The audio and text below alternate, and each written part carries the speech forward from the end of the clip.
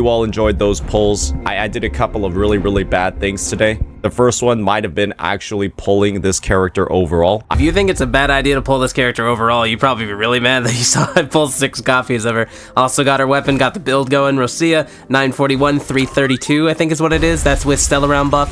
It's actually a really fun character, with and without. I found her to be incredibly fun. As you can see here, I'm going to be doing the 3 sides of the tower. It's going to be a little bit of live commentary. Sorry if you're not used to how I am right now. I'm a little bit sick, but yeah, I mean, ever since I saw anybody say that this character was garbage, I really like to just go completely against the grain.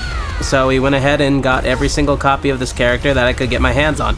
I could also show proof that I won every single 50-50, except for the first one. I actually ended up getting Lanyang, or whatever his name is. It's awful character. I'm never going to raise that character, but besides that, you can see that the damage is actually pretty there.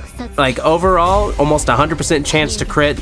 Pretty insane crit damage multipliers, especially with Stellar Round. We're using Mortify here as you know, heavy attack damage amplifier. You can kind of use it as like a pseudo buff for the whole hypercarry Roccia meme here, which, I mean, technically you could do this without C6, but well, I'm saying C as in Genshin, my bad. S6. It's really crazy buff, ignores most defense. Most of her constellations are kind of crazy, but we're going to get into that later. Almost 10? I think it's 10 of these freaking Mamma Mias that you're seeing here. It is insane. You can see right there, we finished fighting the monkey. Not a horribly great time, not a horribly bad time, but it's doable. Right here, you can see me skipping ahead, you know, just the fluff of the video. You won't see a lot of the, I guess you could say slower rotations, but against the puppet doll thing right here, the abomination, this thing just gets destroyed. It's insane how quickly this thing goes down. This is probably my fastest run of one of the towers because I'm pretty boosted, but this run is pretty good. I'm actually pretty excited to show you guys. The abomination run, he just kind of stood there. I don't know what happened after I cracked him so early. I don't know if his AI just broke or if he was still recovering, but he just stood there. I don't know what happened.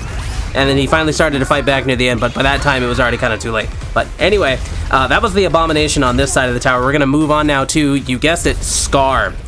During this fight with Scar obviously naturally kind of reduces havoc damage, and that's normally a pain in the ass. However, I ignore most defense. I have like insane stats. Obviously it's an S6 character with, you know, a Shorekeeper with its signature. I have Roccia's signature.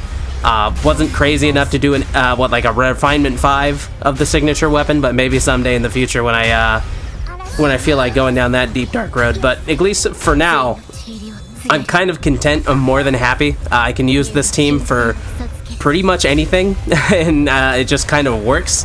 But that's mostly due to the fact that so many of the stats on this build are just blown sky high. I have like double crit rate, crit damage investment stats on most of the echoes. I'm still running Midnight Veil. I'm pretty sure you could probably squeak more damage out on a different build, but this Roccia was just going to be my all-around Roccia. You know, I kind of figured she's already going to be able to street sweep everything on this build.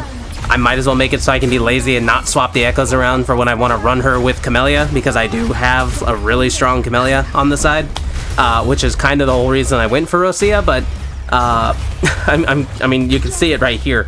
It's still a pretty comfortable clear against something that's very clearly resistant to havoc damage.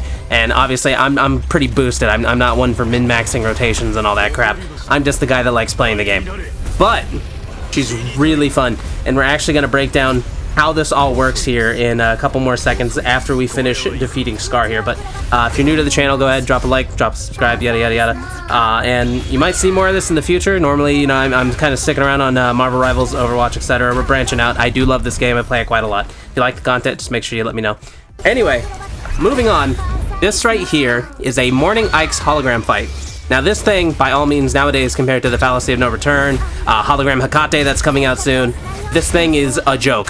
But even more so a joke when you see this thing get killed in underneath, like, what, 20, 10, 15 seconds that people can do. But at least for a Roccia as a main DPS, it's a pretty decent clear. My fastest clear on that is like 22 seconds with this Roccia. So how exactly does all of this work? Well, it mostly boils down to having the S6 Roccia. You can see here that casting your resonance skill just fills her imagination bar almost instantly, gives you concertos so you can swap out faster if you're planning on using her in the buffing role for Camellia, but I'm an idiot, I'm using her as the main DPS.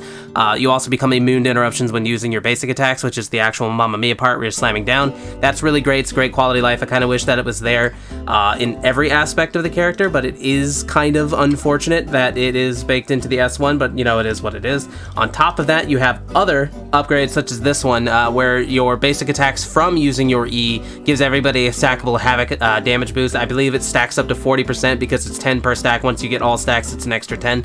It's really huge for buffing the damage of not only Roccia herself, but obviously Camellia that you're going to be swapping into. You've got two pretty basic ones here. Casting the intro skill gives you a buff to your crit rate and crit damage. Pretty easy to understand. It's really great. Then you have other buffs such as her S4, which upon casting your resonance skill, you can increase your basic attack damage by 60% for 12 seconds, which is another huge upgrade to your personal DPS if you plan on using a main DPS Roccia. I mean, it's up to you if you feel like you can get it. Her S5 is actually pretty insane for the self DPS of Roccia. It's a pretty basic buff, but extra ult damage and heavy attack damage multipliers goes a long way. It's pretty much the entirety of Roccia's kit. It is absolutely by far probably one of the largest single DPS increases you can get, aside from the absolutely goated S6. Roccia's S6 is single-handedly one of the best ones, ignores enemies' defense by 60% upon your basic attacks. You essentially get to Mamma Mia 10 times in a row. It is by far one of the most broken things I have ever seen in this game, but god damn is it fun. Alright, thanks for sitting around for my silly little exhibition here. Roccia is actually insanely cool, my favorite character in this game. Make sure you like and follow, bye.